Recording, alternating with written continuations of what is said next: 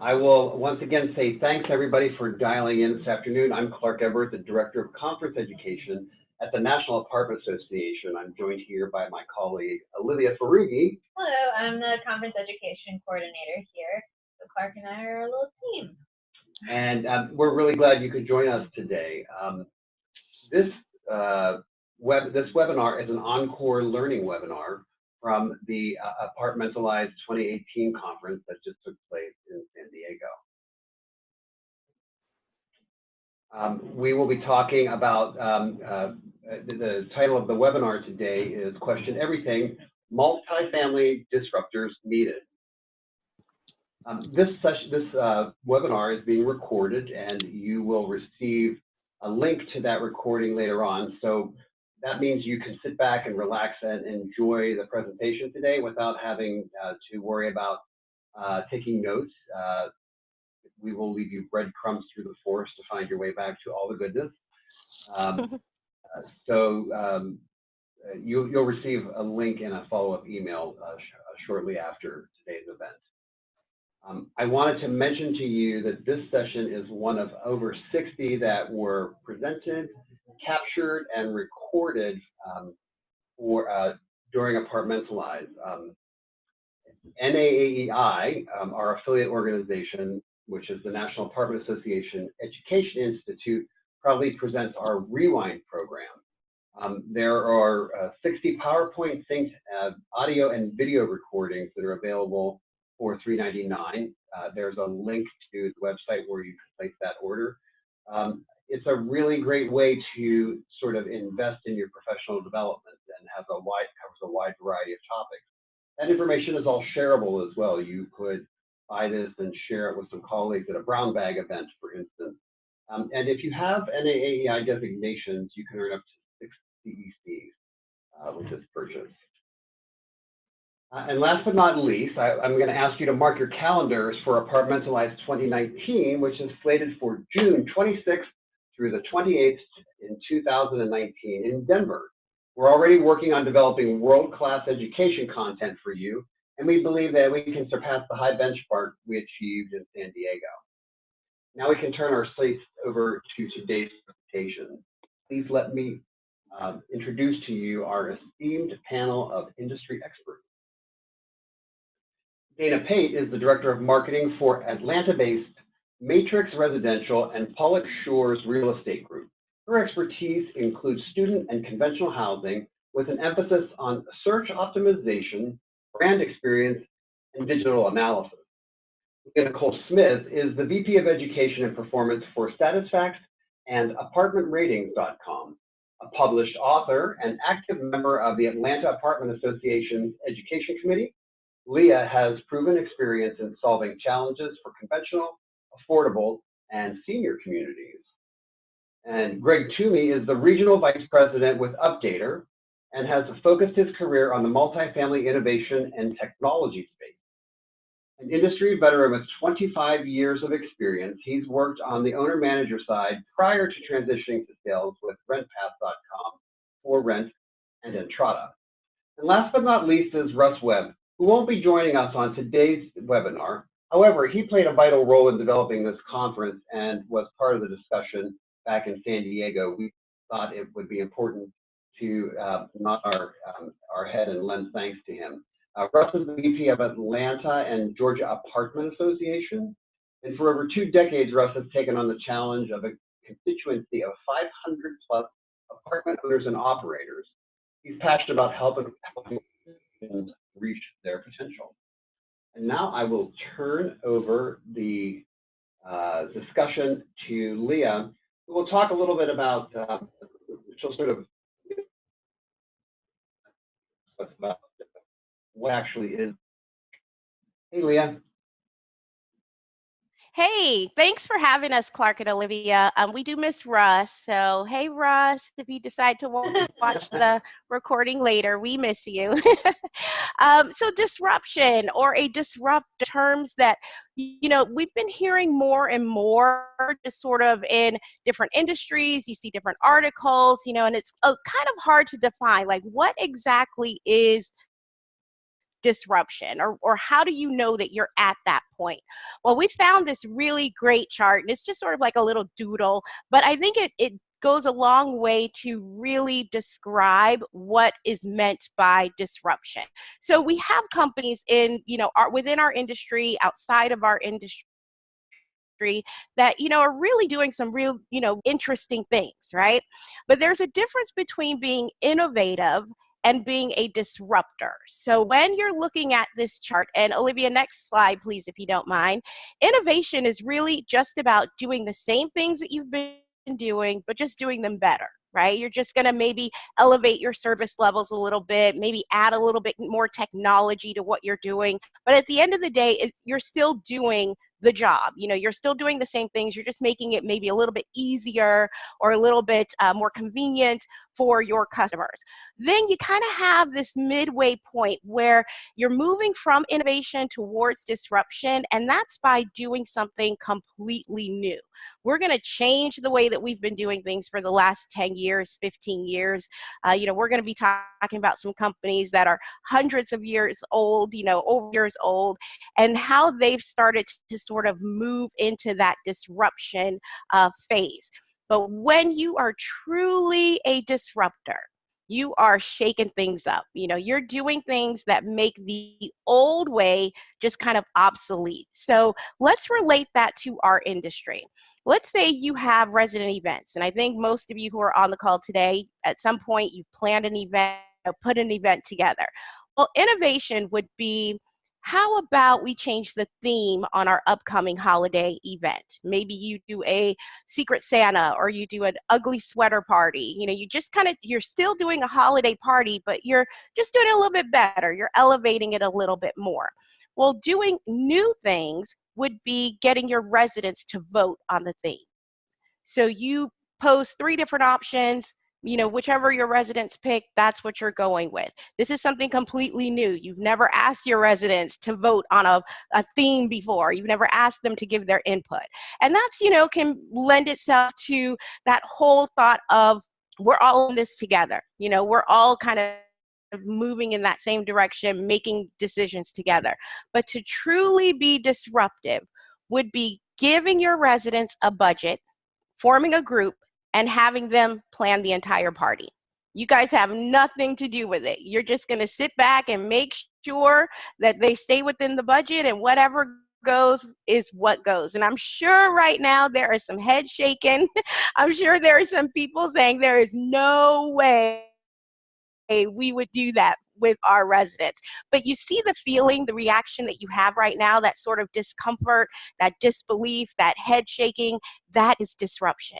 That is where disruption happens. And I'm not saying to turn over your budgets and have your residents, go out and plan the holiday party, but it's giving you an idea of disruption causes an emotion. Disruption is where it's one of those complete shakeups, like, whoa, what are we getting ourselves into?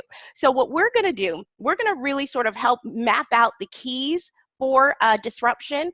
There's 3 really distinct things that you want to think about when you consider moving in that direction. Next slide, Olivia. Number 1, the key to disruption is all about strategic agility. So the first key to strategic agility, next slide, is to step away from what you've normally been doing. Yes, it's comfortable. Yes, it's easy. Yes, it's, it just makes life flow a little bit smoother, but it's still in that vein of tradition. You want to embrace new ideas. It may be shocking. It may be different. It may be a little bit uncomfortable, right? I don't know if anyone would realistically turn over their budgets to their residents, but you have to embrace something new. And then think beyond the box. Maybe you can't give your residents, $1,000, say plan your own party, but what can you do? How can you bring them into the fold? How can you shake things up?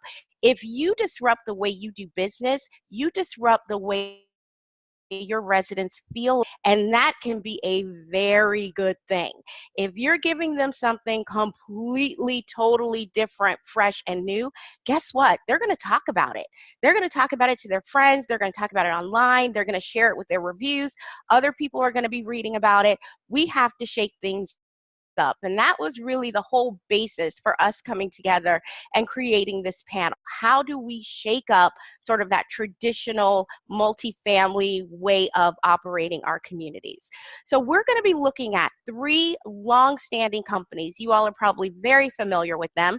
We have the Girl Scouts, we have Wendys, we have TD Bank, and we're going to examine exactly how these 3 companies moved from being traditional to innovative to truly disrupting what's happening. So I'm going to turn this over to Greg Toomey, and he's going to jump on in with the Girl Scouts. Take it away, my friend. Hey, people, can you hear me? Yes. Awesome, awesome. Thank you, Leah. I am super excited to be here today for this Encore NAA presentation. But like I said at the conference, I'm also equally excited, in complete transparency, to be able to speak first, as I hate following either one of the women on the webinar with me. They're pretty fantastic. So I want to start by saying, don't think that disruption only happens in super cool startup companies.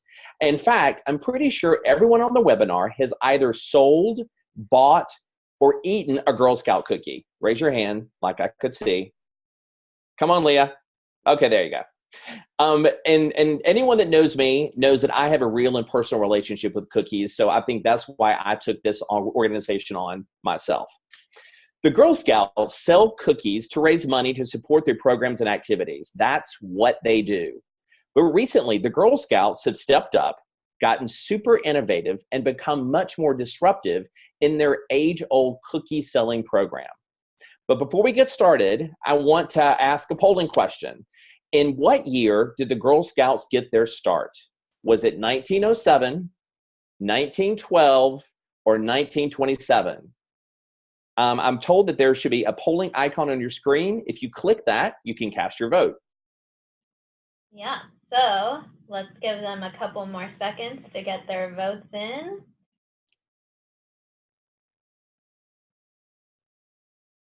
All right, it looks like 22% say 1907, 71% say 1912, and 8% say 1927. Okay, let's change the slide. Next slide.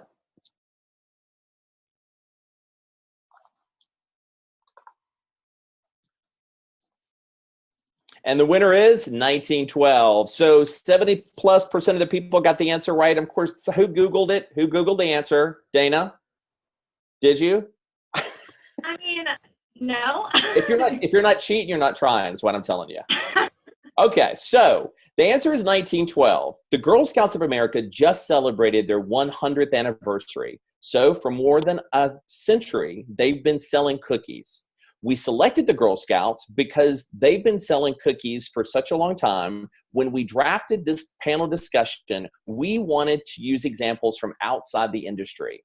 We chose organizations with longevity to highlight how they've stayed relevant and finding new ways to do what they do. Hopefully, we can provide some perspective to what it means to be a true disruptor. In addition to selling cookies at grocers, farmers markets, and outside local businesses, Girl Scouts have gone digital. Thanks to Operational Digital Cookie, you can now order online, buy cookies directly from your favorite scouts. You can even donate cookies for the troops. Then they introduced the Cookie Finder app. So now you can actually find the closest location to your closest location where you can get your fill of tag-alongs and docios with GPS targeting. It's Girl Scout Cookie GPS, people. Now, they still do what they do, sell cookies, but now they do it in a whole new way. Next slide. In 2016, they went to the Oscars. Chris Rock opened the show by inviting his daughter's Girl Scout troops to sell cookies to the attendees. They accepted the invitation and walked away with something like $65,000 in cookie sales and donations. So I'm saying they did okay, right? But before we go further, can we stop here just for a second and check out the lady on the slide? Would anyone just notice her expression? Has anyone ever been that excited to see a cookie in their life? That, ladies and gentlemen, is the face of pure joy right there.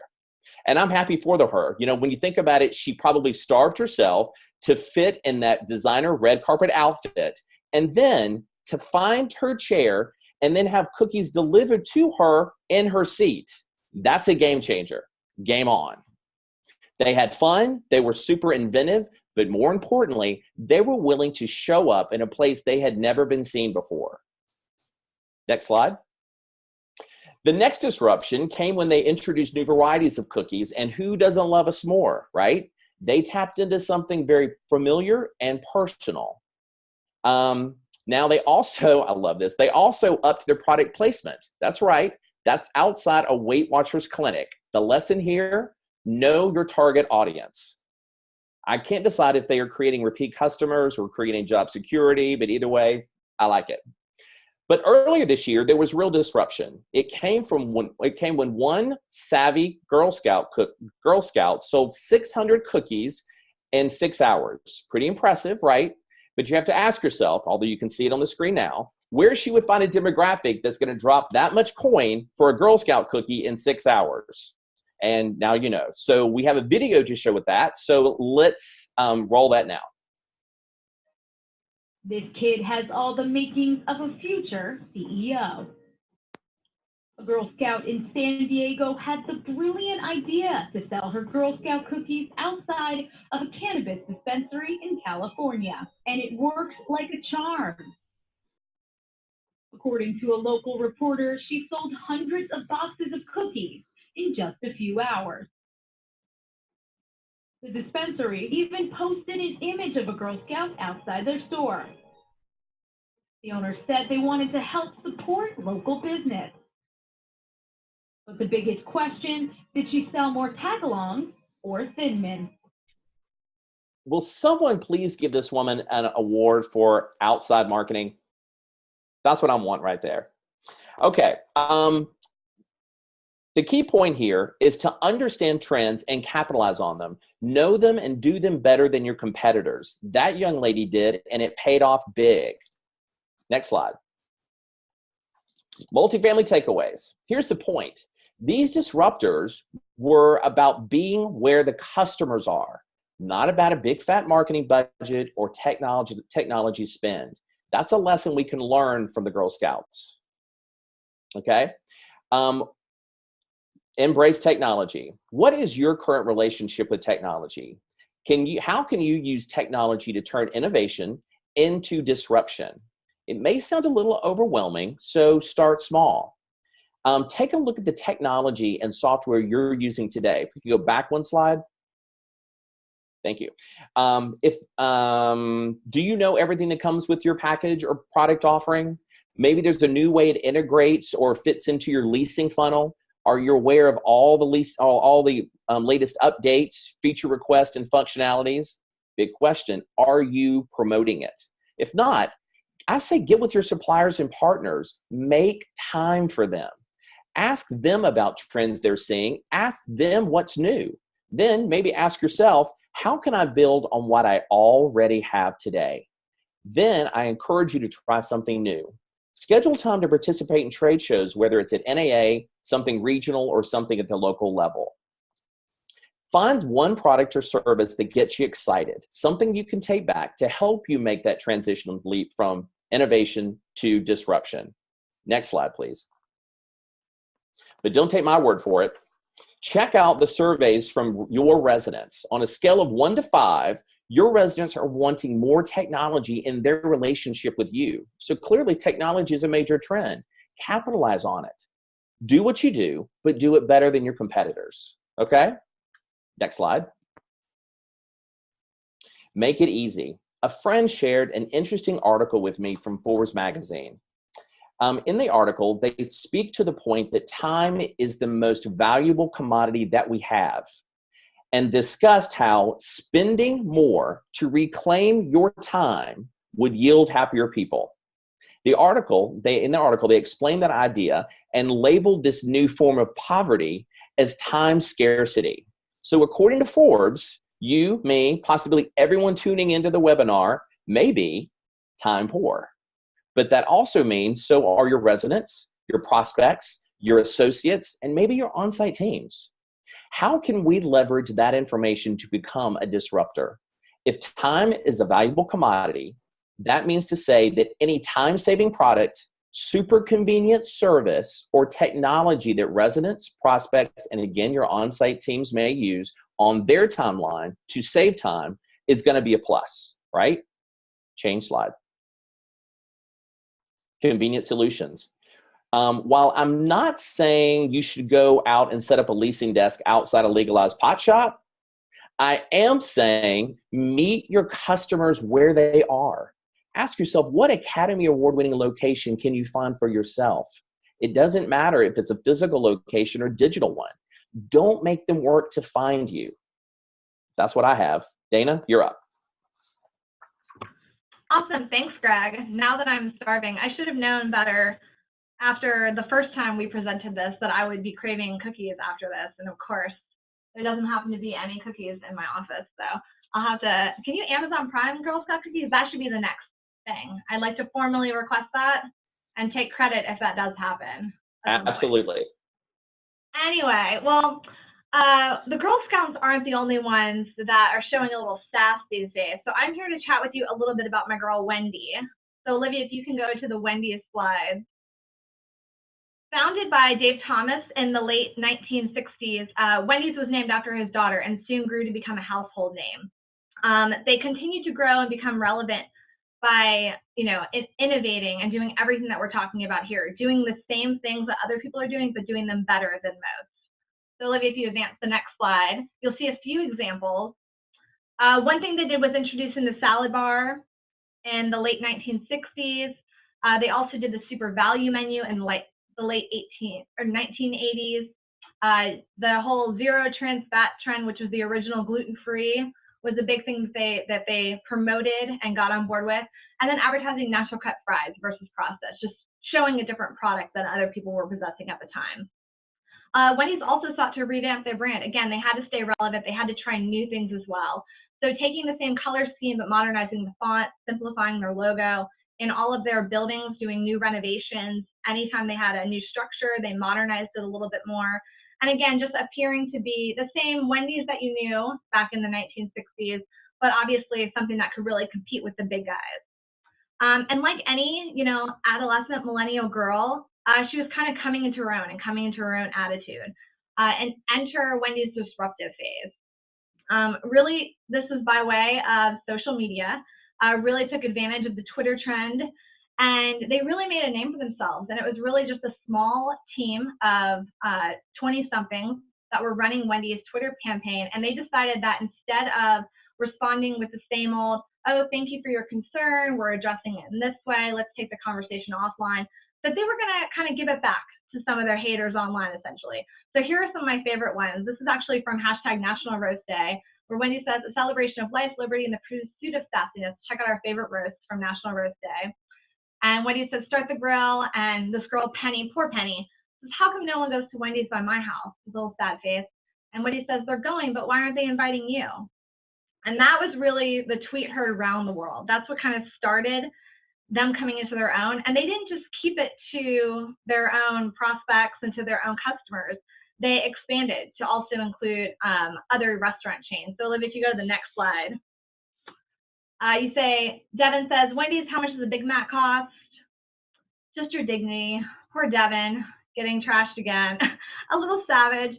And then something that McDonald's actually tweeted. Again, this isn't even something that was directed necessarily at Wendy's. So McDonald's writes on their Twitter campaign, today we've announced that by mid-2018, all quarter pounder burgers at the majority of our restaurants will be cooked with fresh beef.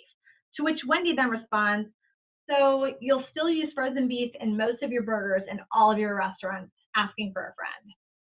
And the reaction that they got, again, not only from doing things differently and responding completely different than any of their competitors were to their customers and to even other competitors, the reaction's been a little entertaining to say the least. So we have a video clip that will kind of showcase some people's reaction in the online world. tweet in my life. This is a multi-million-dollar company tweeting like this. That's awesome. More brands should be like that. Help me with my geometry homework and I'll buy Wendys instead of Jack in the Box. Yes! They spent the time to do this kid's homework. Oh my God, they're doing homework now. This is a company that gets it. Whoever is director of marketing here and letting this happen should have everybody looking at them and offering them a lot of money, because this is so much brand awareness to the new generation. It's very smart. Wendy's is doing it all. Wendy's is roasting people. Wendy's is coming through Burger King and McDonald's. Wendy's is doing homework. I want to meet whoever runs their Twitter account. So Wendys did not just rest on their laurels, though, and continue to just post these Twitter kings, because like any good disrupting content,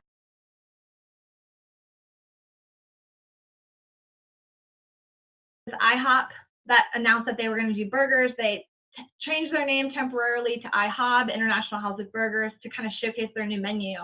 And every one of their competitors started coming after them. And Burger King changed their name to Pancake King.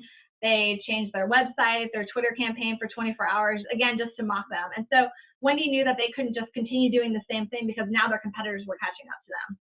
And so they turned it up a little bit, and turned up by way of releasing their first EP, which featured 5 diss tracks, again, targeting their competitors, but also just, you know, advertising their fast food restaurant chain.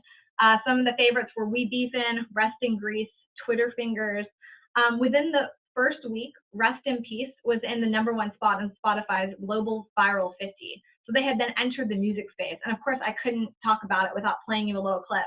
So hopefully this will come through okay. If Olivia, you'll play the next video.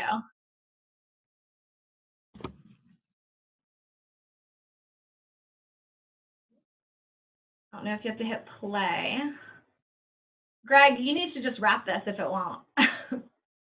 Little tweet so face, no McDonald's beef so lazy. I know the reason you hate me, cause I'm fast food's first lady. It's Queen Wendy up in the thing. Y'all can't be disturbing them things. Y'all too chicken for this beat. I'ma leave you resting in grief. Nuts for card surgery, tweet, boy, you know you can't compete. I talk about game and watch out. There's no stopping me. Red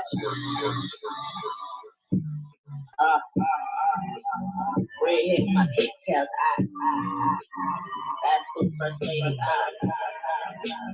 You cannot play me.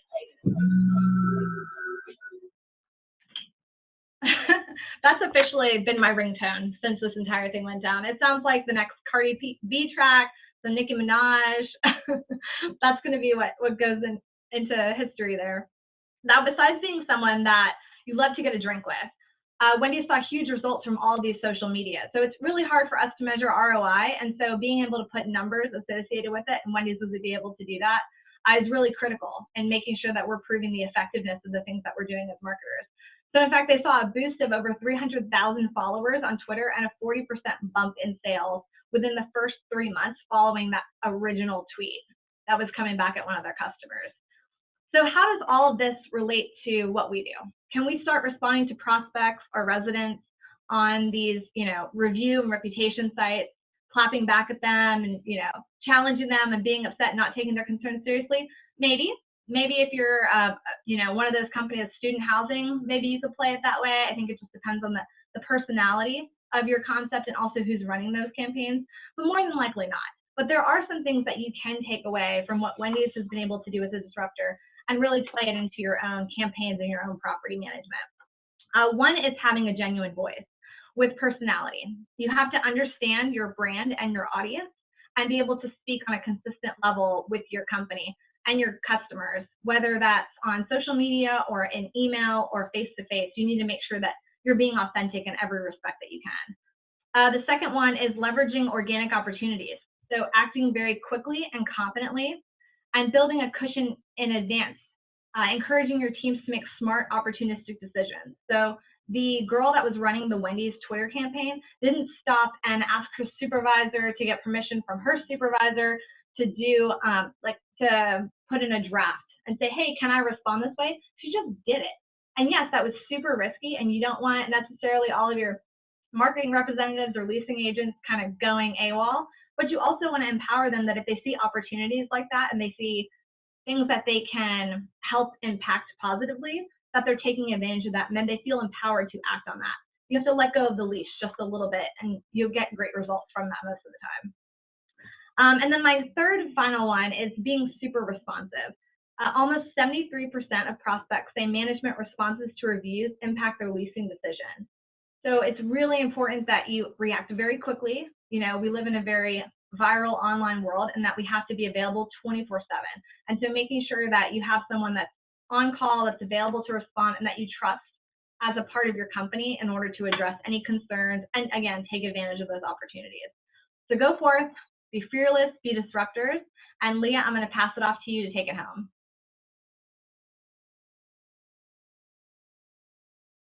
All right. Thanks so much, Dana and Greg. You guys are awesome. So the final company that we're going to talk about is TD Bank. And you may be familiar with this company. They are actually Canadian based and have come into the US. I believe last 30 years they came into the US. So before we get to what they're doing in terms of disrupting the banking industry, let's launch a quick poll. This is our second poll. So what is TD Bank's slogan? Is it America's most convenient bank, where America likes to bank, or the happiest bank in America? You just click right on your screen. All right, we'll give everybody 5 more seconds.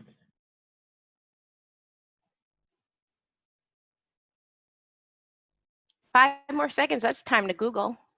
Okay, so 33% said America's most convenient bank, 24% said where America likes to bank, and 43%, the majority, said the happiest bank in America.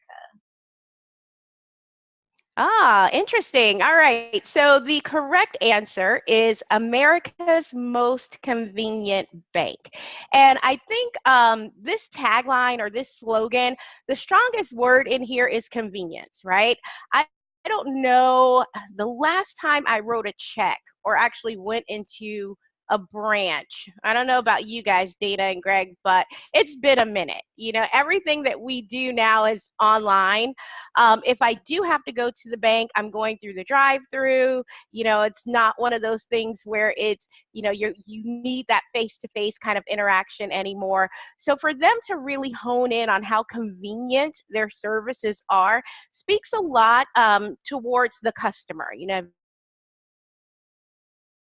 you just can't go into a branch between 9 and 4 o'clock. You know, you can't make it to the branch by 12 o'clock on Saturday. You know, this is one of those things that, you know, I think would be very appealing. So looking at your community has some kind of a tagline, whether your company has some kind of a tagline or your branding, you know, how do you weave in convenience? Because at the end of the day, that's where value is rooted. If it's not a hassle for me to get anything done, if it's easy, if it's worry-free, hassle-free, I tend to place a higher value on it. And we all know rent's going up, right? We're going to talk about that in just a bit. So with TD Bank, when we're looking at how do you move from traditional bank all the way through truly disrupting the banking industry, well, they started out by doing things just a little bit better. They revamped their website. So it's the same thing. You can still do your online banking, but they gave it a fresh look. You know, they made it easier to navigate. Things are more intuitive to where customers don't have to contact customer service. There's a lot of do-it-yourself kind of things. You know, whether it's a tablet, their mobile phone, their laptop, anywhere, you know, they're just convenient, you know, fast, convenient. And I love how they describe their website.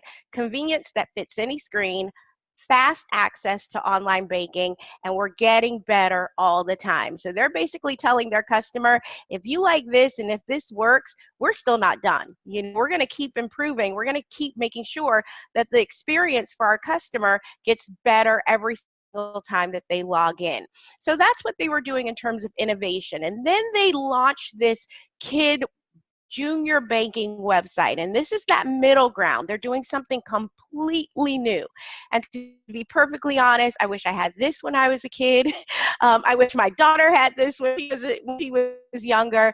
But it's showing children sort of the money matters, you know, and how to save, how to earn money, how to stack it away, how to, just sort of set goals for yourselves. And there's parent education on this site as well. Moved into this phase of doing new things. We're going to now touch even more of our customer base, reach out to even more of our customer base. And this has been wildly successful. It's been profiled on news stories. It's been profiled, on financial websites like Forbes, because again, this is one of those things that in this day and age is really needed. And I think parents in this day and age feel like this is an opportunity that they didn't get. So again, when you're presenting people with something new, give them something familiar or something they can relate to. As Greg pointed out, with Girl Scouts, it's still Girl Scout cookies. It's relatable, but when they decided to do something new, they went into the s'mores range, Everyone has had a s'more in their life. With Wendys, as Dana mentioned, when they decided to do something new in terms of, let's say, the salad bar, we've been to restaurants before with a salad bar, so it's not a jump to see that at Wendys. And you know what? Hey, I may give it a shot because it's familiar to me or it touches me in some way emotionally or memory. So doing new things is you guys are going to be looking at how do we transition from innovation to disruption, introduce something new, but in a way that's very familiar because it'll take the fear away and it almost lends itself to an easier option for your residents. And then here comes TD Bank. They're still not done. They're ready to go full blast with the full disruption. And what they decided to come up with is a new twist on their ATM machine. So ATM is usually known as the automated teller machine. Well, for a month at various branches throughout their communities or throughout their areas, their cities, they decided to turn these into automated banking machines where people would just approach, they're just going to do their normal business. I'm going to pull out a little cash, I'm going to make a deposit, and here comes a person inside of the box that's talking to them. They know their name, they know a little bit about them, they're able to give some gifts, and here's some examples of what we saw. There's a great video. It wasn't playing too well when we practiced this session, but feel free to check out YouTube so you can see the full video. So here's a customer, Olivia, if you don't mind. This is a single mom, and she works 2 jobs. She goes up to the automated teller machine, and the person inside of the machine, the one who's giving her thanks or giving her gifts, gave her what we equate to CDs, like college savings, kind of deposits for her 2 children. And so the person inside of the machine said, now, if you go home and you give these to your children, they're going to be like, oh, yeah, great, okay, whatever. He said, so I have something better for you. He gave her tickets for her entire family to go to Walt Disney World. And if anyone has ever taken their family to Walt Disney World, that costs a pretty penny. And for a single mom with 2 children, it's maybe even impossible that you would be able to do that on her own. But because this bank saw her as such a loyal customer, saw her, as a value to what they do, that's how they decided to show their appreciation. And she was just overwhelmed. We played this video at NAA, and I mean, everyone was getting a little, a little misty-eyed on this video. So another example that's inside of the video is that we had a customer who walked up to the teller machine, and he looked like he had just, gotten off of work, maybe construction worker, long day, of his favorite baseball team. They gave him a glove, they gave him a baseball, and around the corner, here comes the, I guess, most popular player. I don't know, I don't play baseball, but the jersey that the gentleman is wearing is the gentleman who walked out, and he said, you've been such a great great customer to this bank. I think I need you to help me out. Next Saturday, I want you to throw out the first pitch at our baseball game. And so they showed him actually throwing out the pitch. And again, he's just walking into the bank to do his business. You know, he never expected to have anything, you know, I mean, anywhere near. He probably would have been happy with just the hat and the jersey, but to take it a step further and just really floor him. And then finally, we have an older customer who came in, and she has been taking care of her daughter long distance. Her daughter lives in Trinidad and is going through cancer treatment. And so she has been pulling money out of her account to send to her daughter. Well, the automated thanking machine gave her round trip tickets to Trinidad to go and actually be with her daughter at such a critical time. And I think this is the part in the video where it was just, you know, okay, too much now, I can't take it. But again, what TD Bank is attempting to do is to show appreciation and floors their customer. We hear a lot about customer service. Right now, from what we know to be true, customer service is par for the course. You know, you're supposed to be professional. You're supposed to answer the phone. You're supposed to fix a problem in my apartment home.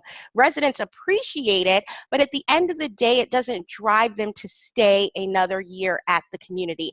They want to be completely flabbergasted, astonished. You know, they want it to be so hard pressed that I don't think I'm going to find this level of service anywhere else. I really do believe that this is as good as it gets, and I'm going to stay put. So the multifamily takeaway, or sort of the overriding theme here from what we can get, is that you want to create an experience that has more value than price alone. We know, again, rents are going up, but you know what? Your residents know it too. They understand that rents are subject to change every year. They also understand that there is a chance that they may not get another concession. They may not get half a month free or anything off of their new renewal. So when we surveyed residents, we asked them, you know, why aren't here? We'll look at next screen, Olivia, if you don't mind. So, and one more, sorry about that. So when you're looking at what your residents embrace their feedback, they tell us tons of information. We just have to be willing to listen and act on the feedback. So that's the number one takeaway. And I'm going to give you guys some examples of how that feedback can really help you in how you operate your business and take it to that disruption level. Next slide. Oh, I love this picture. Embed your residents. And Dana, I presented with Dana a few years ago, and she used this this phrase, FOMO, fear of missing out. You know what? I don't want to leave here, because if I leave here and I don't get the same level of service, I'm going to really be upset that I only saved $50, you know, or their friends are looking at them and they have FOMO, like, man, why aren't they doing that at my community? Maybe I need to move over. Get them so connected to where they live that they're telling great stories. They're finding it hard pressed to leave. Those that are leaving for reasons that are completely outside of their control. I just can't stay another year because I'm buying a house. I just can't stay another year because I'm relocating. We don't want to lose residents because their service requests are not being taken care of. And then the final multifamily takeaway that we have regarding, you know, the lessons that we can learn from TD Bank, put on high rent blinders. Rent's going up. We know it. Your residents know it as well. They actually expect the rent to go up. What they don't like is to pay more but get less in return. You know, I just don't see an extra $50. I just don't see an extra, you know, $200, however much rent is going up. An example that I used at the session at NAA was, remember when gas was like 95 cents a gallon, 98 cents a gallon? Well, me personally, I was a little upset when it went over $1. Now gas is $5 a gallon, and we're still driving. We're still going and doing the things that we need to do. So we get it, and your residents get it as well. It is what it is. I may not like it, but I understand it. Maybe a little uncomfortable, but you know, that's just kind of the way it goes. So here's some stats for you, kind of talking about those high rent blinders and why that's so important. Well, when we asked residents, why aren't you very likely to renew your lease? Not surprising, 1 out of every 4 cited the rental increase. But we also asked those exact same residents, what can be done to improve the community? One of the options that we gave them was lower rent. 0.06% selected lower rent. And we're talking almost 300,000 survey responses from 2017. So if you had the option of lower rent and you're not choosing lower rent, that means there's other things that are taking precedence, right? I once heard this quote. It says, price is only an issue in the absence of value. Price only hurts us. It only impacts us when we can't see the value behind it. And really getting your residents to feel appreciated, easiest way for you to do that is for you to value them first, and they will value you in return. Next slide.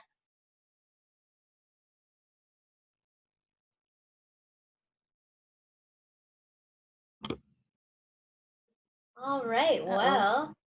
Next. Perfect. So as we start to kind of wrap up, Dana, is there anything, Greg, anything you had to add before we moved on to questions? So I'm going to repeat that because it seems like there's a little bit of cutoff from Nicole's microphone. She was reaching out to her other panelists, Dana and Greg, to see if there's anything you care to add before we move into questions. I'm good. Greg says no. Greg says no. Okay. If somebody has some questions, we have some time for that. Yeah, go ahead and write your questions into the Q&A box on your screen.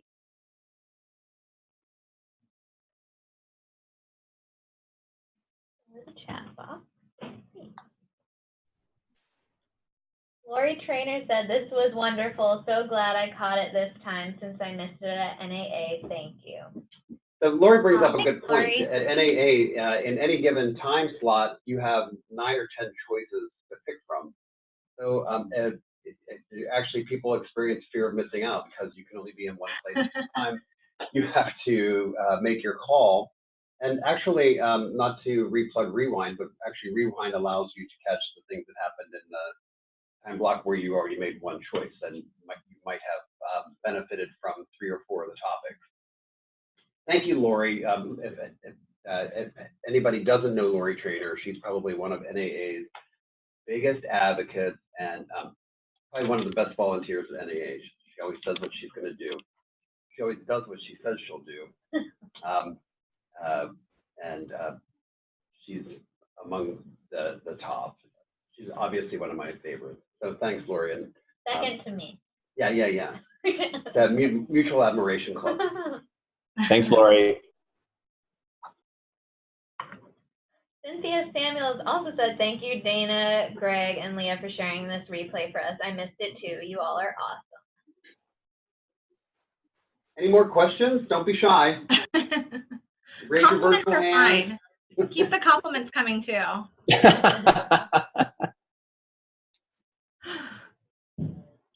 Nope, doesn't look like there are any more questions. Okay.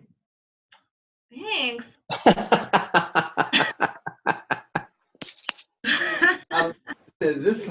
I want to just I'll take a moment to also express gratitude. Thank you, Dana, Leah, and Greg for all that you've done to help share your point of view of the industry to your fellow industry colleagues. It's really awesome and very generous of you, and we at NAA really appreciate it. Thanks for having us.